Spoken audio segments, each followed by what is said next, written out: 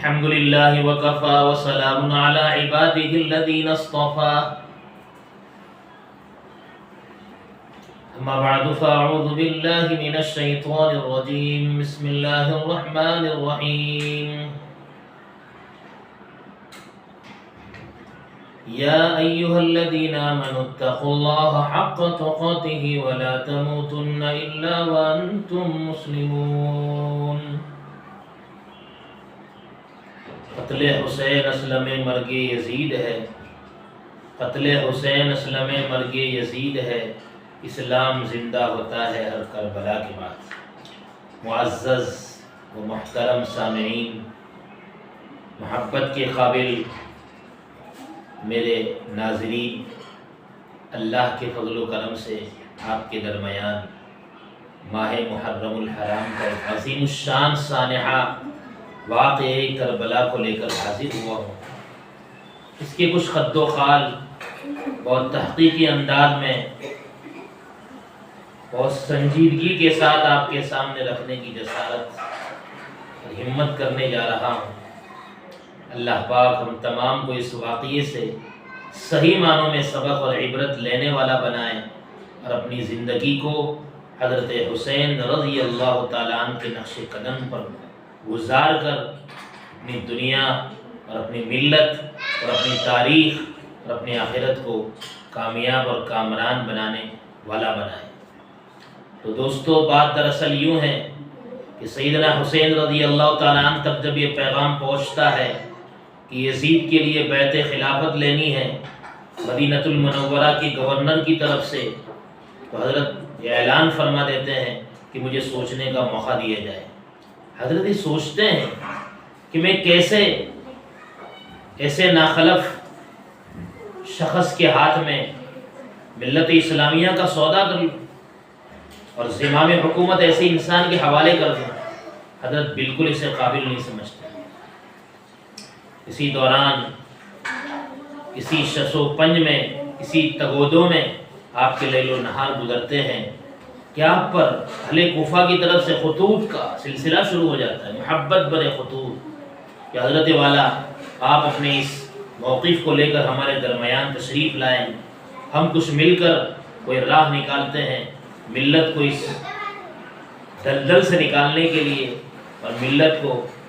اس عجیب و غریب سچویشن سے باہر لانے کے لیے ہم کچھ مل کر مصالحت کے انداز میں کوئی راہ نکالتے ہیں۔ چنانچہ حضرت والا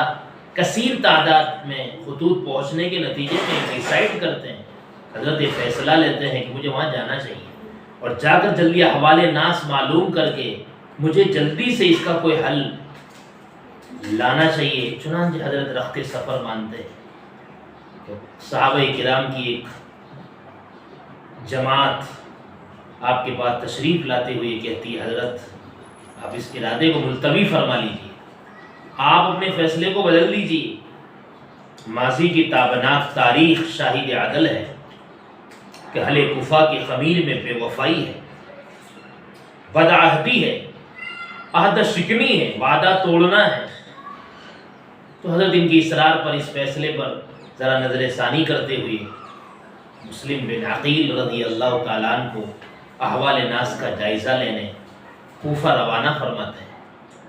چنانچہ حضرت وہاں پہنچتے ہیں اور پہنچنے کے بعد لوگ ان کا بڑا اکرام اور استقبال کرتے ہیں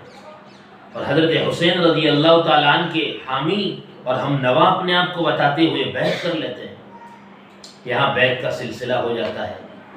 سیدنا حضرت حسین رضی اللہ تعالیٰ عنہ کے پاس احوال کوفہ پہنچتے ہیں کہ بہت موافق اور بہت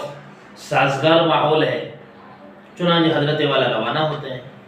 اور ادھر یزید کی طرف سے یہ پروپیگنڈا تیار کیا جاتا ہے کہ جو وہاں کے گورنر ہوتے ہیں حضرت نعمان بن بشیر رضی اللہ تعالیٰ عنہ، ان کو ہٹا دیا جاتا ہے خیانتاً،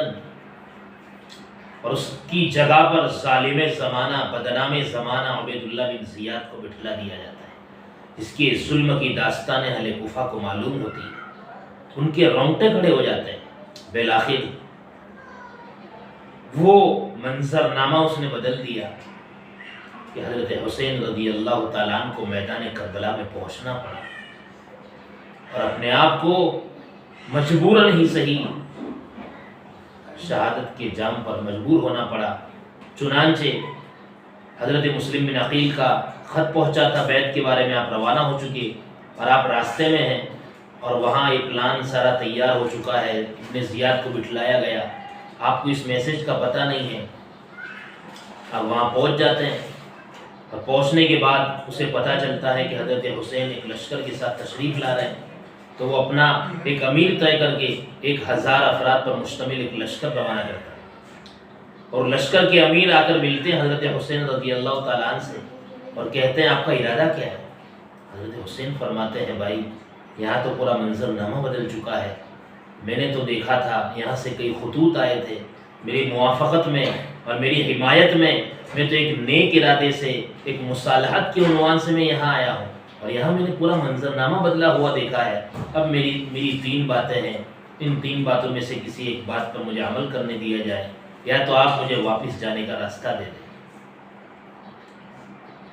یا پھر مجھے سیدھا یزید کے پاس ملک شام جانے دیا جائے تاکہ میں روبرو سے بات چیت کر کے اپنے مسئلے کا حل لے آؤں جو مجھ سے ہو سکے، یا پھر آپ مجھے کسی سرحدی علاقے میں بھیج دیں تاکہ میں اسلامی خدمات دیتا اللہ تبارک و تعالیٰ کو پیارا ہو جاؤں۔ یہ تینوں باتیں امیر لشکر کے سامنے جو ابن زیاد کی طرف سے آیا ہوتا ہے رکھی جاتی ہے،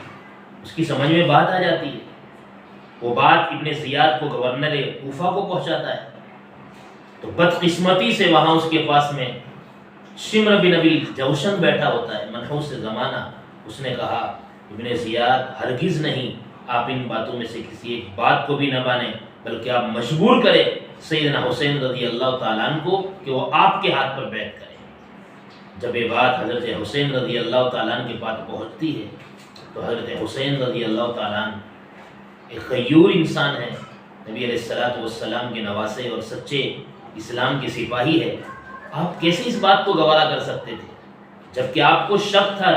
یزید کے ہاتھ پر بیعت کے سلسلے میں؟ تو ابن زیاد جو ایک گورنر ہے، ایک ظالم ہے، سراپا ظلم سے بھرا ہوا ایک پتلا، اس کے ہاتھ پر آپ کیسے بیعت کر سکتے تھے؟ غیرت نے گوارا نہیں کیا۔ تو یہی بات بالکل عین سمجھ میں آنے والی ہے، حضرت نے صاحب کہہ دیا میں اس کے ہاتھ پر بیعت نہیں کروں گا۔ یوں میدان کربلا میں آمنے سامنے کی جنگ چھڑ جاتی ہے اور بالآخر وہ منظر دکھائی دیتا ہے اسلامی تاریخ میں اس سے بدترین کوئی منظر نہیں، اور یزید اس سلسلے میں جتنا بدنام ہوا کسی اور طریقے سے اس کی بدنامی نہیں ہوتی، اور بالآخر وہاں آمنا سامنا ہوتا ہے، اور حضرت حسین رضی اللہ تعالیٰ عنہ کے ساتھ جو قافلہ آیا ہے وہ سارے قافلے کے مرد حضرات سوائے امام زین العابدین کے سارے جام شہادت نوش کر جاتے ہیں اور مستورات باقی رہتی ہے، اور پھر اسی حالت میں، اور یہ وقت ہوتا ہے سن ہجری 61 کا 10ویں محرم الحرام کا دن ہوتا ہے، اور وقت عصر سے پہلے کا ہوتا ہے، اور اس وقت میں یہ جنگ پائے تکمیل کو پہنچتی ہے اور سیدنا حسین رضی اللہ تعالیٰ عنہ کو جام شہادت نوش کرنا پڑتا ہے۔ لیکن حضرت حسین رضی اللہ تعالیٰ عنہ نے اپنی جان آخری کے حوالے کر کے ملت کے ساتھ سچا عشق دکھاتے ہوئے انہوں نے یہ سبق ہم کو دیا، کہ میسیج ہمارے سامنے رکھ دیا کہ ملت کا سودا کبھی نہیں کرنا، اور کبھی ملت کے نقصان والی بات کو برداشت نہ کرنا، حق کے لیے اپنی جان بھی جان آخری کے حوالے کر دینا۔ اور یقیناً یہ منظر ہمارے سامنے ہے اور تاریخ نے دیکھا، اور قیامت کی صبح کی سفیدی تک یہ غمناک اور المناک اور غمزدہ کرنے والا واقعہ پیش ہوتا رہے گا۔ لیکن ہم تمام کے لیے اس میں بڑی عبرت کی باتیں ہیں۔ ہم ماہ محرم الحرام میں اس بات کو اپنے مد نظر رکھیں اور اپنے دل میں وہ جذبات بنائیں دین اسلام کی حمایت کے۔ بالآخر وہ سر پہنچتا ہے ابن زیاد کے پاس، وہ بدتمیزی کرتا ہے، تو تاریخ نے بھی دیکھا کہ اس کا سر بھی اسی طریقے سے بدتمیزی کے ساتھ میں اسی گورنر ہاؤس میں لایا جاتا ہے، اور اسے بھی اسی طریقے سے مارا جاتا ہے، اور وہ مستورات کا جو لشکر اہل بیت کی عورتوں کا لشکر ملک شام یزید کے پاس لایا جاتا ہے، وہ ان کا بڑا استقبال اور اکرام کرتا ہے۔ لیکن اس آدمی نے بھی اپنی نحوست پر مہر لگا دی، اپنی بدنامی کو خود دعوت دے دی کہ اس نے قاتلین حسین کے ساتھ میں کوئی سزا والا معاملہ نہیں کیا، اس نے کوئی ایکشن نہیں لیا سوائے لان اور تان کے۔ اسی لیے تو اصل میں قتل حسین کا ذمہ دار یزید ہی ٹھہرا، اس نے اس سلسلے میں اپنی گویا رضامندی کا اظہار کر دیا۔ بالآخر یہ واقعہ بنا اور اس سلسلے میں اس کے علاوہ جو بھی باتیں لوگوں کے درمیان من گڑت رائج ہے وہ ساری باتیں من گڑت ہے، بے بنیاد ہے، اور شہادت کے نام پر ایسی باتیں کرنا بالکل روا نہیں ہے۔ لہذا آپ حضرات سے مؤدبانہ گزارش ہے انہی مختصر سی محقق باتوں کو اپنے دل و دماغ میں رکھیں، اور اس کے علاوہ اور اس سے زیادہ اپنی طرف سے باتیں نہ ملاتے ہوئے اپنے اسلام کو اور اپنے اس واقعے کو اور اپنے اس کارنامے کو ہم پاک اور صاف رکھنے والے بنیں۔ اللہ تبارک و تعالیٰ مجھے بھی اور آپ حضرات کو ماہ محرم الحرام کی اس واقعی کربلا سے عبرت ناک ہمیں سبق لینے والا بنائے، عبرت کا سبق، اور ہمیں در سے عبرت پڑھنے والا بنائے، اور ہمیں بھی اپنی زندگی میں جذبہ عطا فرمائے کہ ہم دین حق کے لیے اور حق بات کے لیے اپنے آپ کو قربانی دینے والے بنائیں۔ اور اس کے علاوہ ادھر ادھر کی جو بھی خرافات ماہ مبارک میں اس واقعے کے حوالے سے جو بیان کی جاتی ہے اور جو عملی طور پر کی جاتی ہے وہ سب قابل ترک ہیں، چھوڑنے کے قابل ہے۔ اللہ پاک مجھے بھی اور آپ حضرات کو ان باتوں پر عمل کی توفیق عطا فرمائے۔ انشاءاللہ العزیز زیادہ سے زیادہ آپ اس ویڈیو کو آگے لوگوں تک پہنچائیں، اصل بات سے لوگوں کو متعارف کرائیں، روشناس کرائیں، اور مذہب اسلام کی اچھی تاریخ کو لوگوں کے سامنے ہم پھیلانے والے بنیں۔ جتنا ہم زیادہ سے زیادہ اس سلسلے میں اپنا وقت، اپنے جان مال کو لگائیں گے، اللہ تبارک و تعالیٰ یقیناً ہمیں دین کے خادموں میں شمار کرے گا۔ اللہ پاک مجھے بھی اور آپ حضرات کو قبول فرمائیں۔ وعلیکم السلام۔